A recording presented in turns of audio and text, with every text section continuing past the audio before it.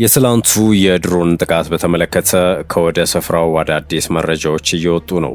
በራያ አላማጣ የህወሓት ኃይሎች በዘንድሮ ክረምት በገፍ ገብተው ሰፍረውበታል በተባለ አካባቢ ትላንት ጠዋት የተፈጸሙ ተደጋጋሚ የድሮን ድብደባዎች ከጥቃቱ ወቅታዊ ተጽዕኖ ባሻገር በሀገር ውስጥና በባህር ማዶ የብዙዎች ትኩረትን የሳበ አጀንዳ ሆኗል። ዝርዝሩን እንመለከተዋለን።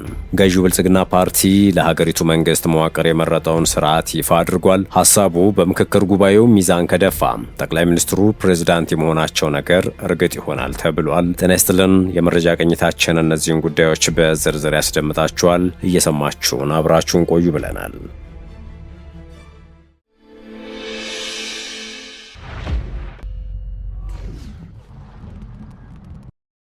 የትላንቱ የድሮን ጥቃትን በተመለከተ ከወደ ስፍራው አዳዲስ መረጃዎች እየወጡ ነው። በራያ አላማጣም የህወሓት ኃይሎች በዘንድሮ ክረምት በገፍ ገብተው ሰፍረውበታል በተባለ አካባቢ ትላንት ጠዋት የተፈጸመው ተደጋጋሚ የድሮን ድብደባ ከጥቃቱ ወቅታዊ ተጽዕኖ ባሻገር በሀገር ውስጥና በባህር ማዶ የብዙዎችን ትኩረት የሳበ አጀንዳ ሆኗል። በሰሜን ኢትዮጵያ የደህንነት ስጋቱ እየጨመረ በመጣበትና ወታደራዊና ፖለቲካዊ ውጥረቱ አሁንም መፍትሄ ሳያገኝ በቀጠለበት በዚህ ወቅት በራያ አላማጣ አካባቢ የተፈጸመው የድሮን ጥቃት አንድምታው በአካባቢው ብቻ ሳይሆን ለሀገሪቱና ለቀጠናው የደህንነት መጻኢ ዕጣ ፈንታም አዳዲስ ጥያቄዎችን እያስነሳ ይገኛል። ከዚህ በኋላ ሁኔታው ወዴት ያመራል? የድሮን ጥቃቱ በቀጣይ በሚከሰቱ የፖለቲካና ወታደራዊ እርምጃዎች ላይ ምን አይነት ተጽዕኖ ይኖረዋል? እነዚህ ጥያቄዎች ሁኔታውን በሀገር ውስጥም ሆነ ከውጭ ሀገር ለሚከታተሉ ወገኖች ቀጣዩን የሰሜን ኢትዮጵያ ዕጣ ፈንታ እንዲጠይቁ አድርጓቸዋል።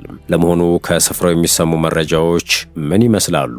ተከታዩ መረጃችን ምላሽ አለው። የአካባቢው ባለስልጣናትና የትግራይ ኃይሎች ምንጮች ለዜና ወኪሎች በሰጡት ቃል በራያ አላማጣ ወረዳ መረዋ በተባለ ቀበሌ ላይ በተፈጸመ የድሮን ጥቃት የሰዎች ሕይወት ማለፉን አረጋግጠዋል። ትምህርት ቤት ላይ ተፈጸመ ሲሉ በገለጹት ጥቃት 3 የትግራይ ኃይሎች አባላት ሲገደሉ 7ቱ መጎዳታቸውን ምንጮቹ ነገሩኝ ሲል ቢቢሲ ዘግቧል። የዜና ምንጩ ያነጋገራቸው 3 ምንጮች እንደሚያስረዱት የድሮን ጥቃቱ የተፈጸመው ትላንት ሰኞ ነሐሴ 4 2018 ዓ.ም ጠዋት 2 ሰዓት ገደማ ነው። ከአላማጣ ከተማ 50 ኪሎ ሜትር ርቀት ላይ በሚገኘው በዚህ ስፍራ 3 ጊዜ ጥቃት እንደደረሰ ተገልጿል። በጥቃቱ ኢላማ የተደረገው አርሚ 26 የተባለው የትግራይ ኃይሎች አባላት እንደሆኑ ቢቢሲ ከወታደራዊ አዛዦችና ደቡብ ትግራይ ከተባለው የዞን አደረጃጀት ጽሕፈት ቤት አገኘሁት ያለውን መረጃ ዋቢ አድርጎ ዘግቧል። የፌዴራል መንግስት ተፈጽሟል ስለተባለው የድሮን ጥቃት እስካሁን በይፋ አስተያየት አልሰጠም። የዜና ምንጩ ስለ ጥቃቱ ለኢትዮጵያ መከላከያ ሰራዊት ኮሚዩኒኬሽን ኃላፊ ኮሎኔል ቢረሳው ሽፈራው ያቀረበው ጥያቄ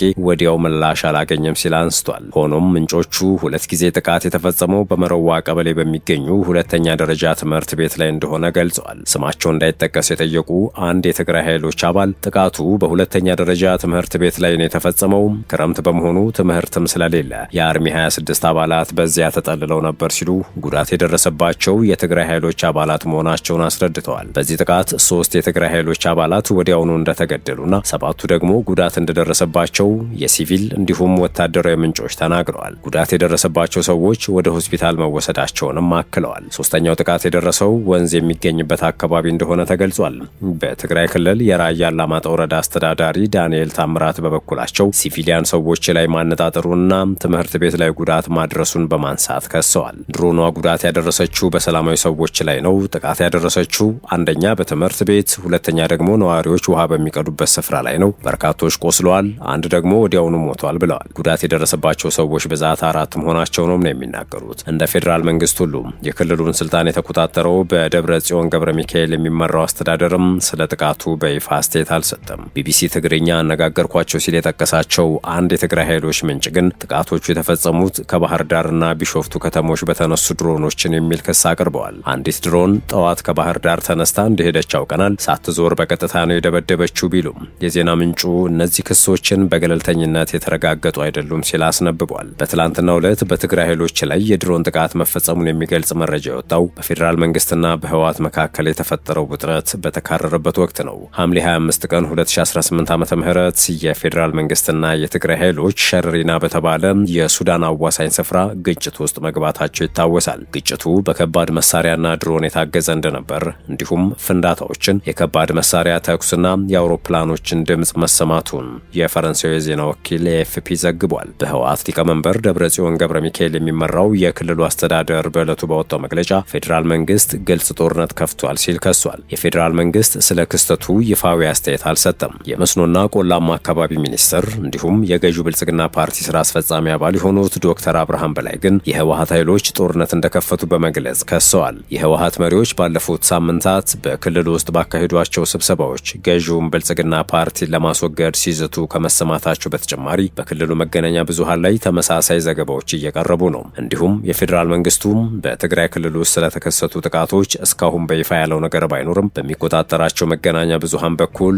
የህወሓት መሪዎች ለጦርነት እየተዘጋጁ ነው የሚል ዘገባ እየቀረበ ነው። በዶክተር ደብረጽዮን ገብረ ሚካኤል የሚመራው የህወሓት አመራር የክልሉን ጊዜያዊ መንግስትን ከተቆጣጠረ በኋላ ከፌዴራል መንግስቱ ጋር ከፍተኛ ውጥረት ተፈጥሮም ግጭት ሊቀሰቀስ ይችላል የሚል ስጋት ተፈጥሯል።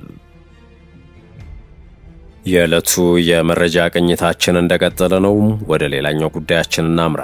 ገዢው ብልጽግና ፓርቲ ለሀገሪቱ መንግስት መዋቅር የመረጠውን ስርዓት ይፋ አድርጓል። ሐሳቡ በምክክር ጉባኤው ሚዛን ከደፋ ጠቅላይ ሚኒስትሩ ፕሬዝዳንት የመሆናቸው ነገር እርግጥ ይሆናል ተብሏል። በሀገራዊ የምክክር ጉባኤ 27ኛ ቀን በስራ ቡድኖች ደረጃ እየተካሄደ የሚገኘው ምክክር ቀጥሎ ውሏል። በሰባቱ የስራ ቡድኖች ቅዳሜ ነሐሴ 2 ቀን የጀመረው የተጠናቀሩ የአጀንዳ ምክረ ሀሳቦች ላይ አስተያየት የመስጠት ሂደት የቀጠለ ሲሆን የፌዴራል ከተሞች ጉዳይን እየተመካከረበት በሚገኘው የስራ ቡድን ደግሞ 7 የተጠናቀረ የአጀንዳ ምክረ ሀሳብ ለመጀመሪያ ጊዜ ተነቧል። የስራ ቡድኑን ምክረ ሀሳብ እንዲያጠናቅሩ ኃላፊነት የተሰጣቸው 30 ተመካካሪዎች ከሌሎች የስራ ቡድኖች አንጻር ረዘም ያለ ጊዜ ወስዶ ያጠናቀሩት ምክረ ሀሳብ በአመዛኙ ስምምነት ላይ የተደረሰባቸው ጉዳዮችን ያካተተ መሆኑ ተዘግቧል። አዲስ አበባ የኦሮሚያ ክልል ዋና ከተማና መቀመጫ ትሁን የሚለው ምክረ ሀሳብ አሁንም የልዩነት ማዕከል መሆኑን ምንጮች ነግረውኛል የሚለው የዋዜማ ራዲዮ ዘገባ ነው። አዲስ አበባ ከተማ ህጋዊ አቋም አሁንም በተመካካሪዎች ዘንድ ልዩነትን ፈጥሮ የቀጠለ ጉዳይ ሲሆን ተጠናክሮ በቀረበው የስራ ቡድኑ ምክረ ሀሳብ ላይ አዲስ አበባ የኦሮሚያ ክልል ዋና ከተማ መሆኗ በህገ መንግስቱ ይስፈር የሚለው አማራጭ ምክረ ሀሳብ መካተቱም ተቃውሞ አስከትሏል። ይህንን ምክረ ሀሳብ ደግፈው የተከራከሩ ተመካካሪዎች ይህ ድንጋጌ በህገ መንግስቱ አንቀጽ 49 እንዲሰፍር መጠየቃቸው ተሰምቷል ይላል ዘገባው። የህገ መንግስቱ አንቀጽ 49 ንዑስ አንቀጽ 5 ኦሮሚያ ክልል በአዲስ አበባ ከተማ ላይ ስለሚኖራት ልዩ ጥቅም የሚደነግግ ሲሆን በምክክሩ ልዩ ጥቅም የሚለው ድንጋጌ እንዲቀር ስምምነት ላይ መደረሱን የገለጹ ምንጮች በንዑስ አንቀጹ አዲስ አበባ የኦሮሚያ ክልል ዋና ከተማ ትሁን የሚል ድንጋጌ እንዲካተት መጠየቁን ተናግረዋል። ለተመካካሪዎች የቀረበውን ምክረ ሀሳብ ተከትሎ በተሰጡ አስተያየቶች በሁለቱም ወገን ማሳመኛ ያሏቸውን ነጥቦች ያነሱ ተመካካሪዎች ቢኖሩም አሁንም ስምምነት ላይ አልደረሱም ነው የተባለው። በተመካካሪዎች የተነሱ አስተያየቶች ተካተው የአጀንዳው ምክረ ሀሳብ ዳግም እንዲቀርብ መወሰኑን የጠቀሱ ምንጮች በዋናነት የከተማዋን ህጋዊ አቋም በሚመለከት የቀረቡ ሁለት አማራጮች አከራካሪ ሆኖ መቀጠላቸው አይቀሬ መሆኑን አክለዋል። የመንግስት አደረጃጀት ጉዳይን እየተመካከረበት በሚገኘው የስራ ቡድን 4 ጉዳዮች ስምምነት አልተደረሰባቸውም በሚል ተለይተዋል የተባለ ሲሆን የአጀንዳ ምክረ ሀሳቦችን አጠናቅረው እንዲያቀርቡ ኃላፊነት የተሰጣቸው ተመካካሪዎች ያቀረቡት የምክረ ሀሳብ ሰነድ በርካታ አስተያየቶችን ማስተናገዱም ነው የተሰማው። በዚህም ቀጣዩ የመንግስት አስተዳደር ስርዓት ምን ይሁን፣ መሪውስ በምን አይነት መንገድ ይመረጥ፣ የፌዴሬሽን ምክር ቤት አወቃቀር፣ የፌዴሬሽን ምክር ቤት አባላት ምርጫ እንዲሁም የህገ መንግስት ተርጓሚ ፍርድ ቤት ጉዳይ ስምምነት ላይ ያልተደረሰባቸውም በሚል መቅረባቸውን ጠቁመዋል። ቀጣዩ የመንግስት አስተዳደር ስርዓት ፓርላሜንታዊ ሆኖ ፕሬዝዳንቱ ከፓርላማው ይመረጥ የሚል ምክረ ሀሳብ በብልጽግና ፓርቲ አባላት እየተቀነቀነ የሚገኝ ምክረ ሀሳብ መሆኑን የዘገባው ምንጮች ገልጸዋል ተብሏል። ፕሬዝዳንቱ በቀጥታ በህዝብ መመረጥ አለበት የሚል ሀሳብ የሚያነሱ ተመካካሪዎች መኖራቸውም ተጠቁሟል። በሁለቱ ምክረ ሀሳቦች መካከል ያለው ልዩነት ስምምነት ላይ ያልተደረሰበትና ቀጣይ ምክክር የሚደረግበት ነው ተብሏል። የፌዴሬሽን ምክር ቤት አወቃቀር ሌላኛው ጉዳይ ስምምነት ላይ ያልተደረሰበት እንደሆነ ተነግሯል። ሁሉም ብሔሮች በምክር ቤቱ እኩል ውክልና ያገኙ የሚልና ብሔሮች በ1 ሚሊዮን ህዝብ ተጨማሪ ወንበር ያገኙ የሚሉ ሀሳቦች በአማራጭነት መቅረባቸውን ጠቁመዋል። የፌዴሬሽን ምክር ቤት አባላት የሚመረጡበት ሁኔታ ደግሞም ሌላኛው ስምምነት ላይ ያልተደረሰበት ጉዳይ ነው። የምክር ቤቱ አባላት በቀጥታ በህዝብ ይመረጡ የሚልና አሁን ባለው አሰራር የክልል ምክር ቤቶች የፌዴሬሽን ምክር ቤት አባላትን የሚመርጡበት ሂደት ይቀጥል የሚል አማራጭም ቀርቧል። ቀርበዋል ነው የተባለው። የህገ መንግስት ተርጓሚ ፍርድ ቤት እንዲቋቋም የሚጠይቅ ምክረ ሀሳብ በአጀንዳው ተካቷል ያሉት ምንጮች የፍርድ ቤቱና የፌዴሬሽን ምክር ቤት የኃላፊነት ድርሻ ክፍፍል ስምምነት ላይ ያልተደረሰበት አራተኛ ጉዳይ መሆኑን ጠቁመዋል። ፍርድ ቤቱ ያለ ፌዴሬሽን ምክር ቤት ጣልቃ ገብነት ሙሉ ስልጣን ይሰጠው የሚሉና በጉልህ ጉዳዮች ዙሪያ ህገ መንግስቱን የመተርጎም ስልጣን ለፌዴሬሽን ምክር ቤት ይሰጥ የሚሉ ተመካካሪዎች መኖራቸውም ነው የታወቀው። ሁለቱ ምክረ ሀሳቦች በአማራጭነት መቅረባቸውን የጠቆሙ የዘገባው ምንጮች በጉዳዩ ዙሪያ ተጨማሪ ምክክር ይደረጋል ተብሎ እንደሚጠበቅ ገልጸዋል። ውድ የሸገር ታይምስ ቤተሰቦች የሰዓቱ የመረጃ ቅኝታችን ይህን ይመስል ነበር።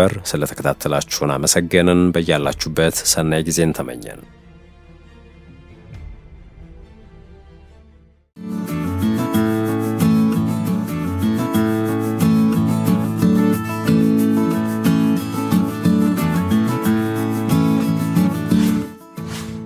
ሸገር ታይምስ ሚዲያን ሰብስክራይብ በማድረግና ደወሉን በመጫን ይከተሉን።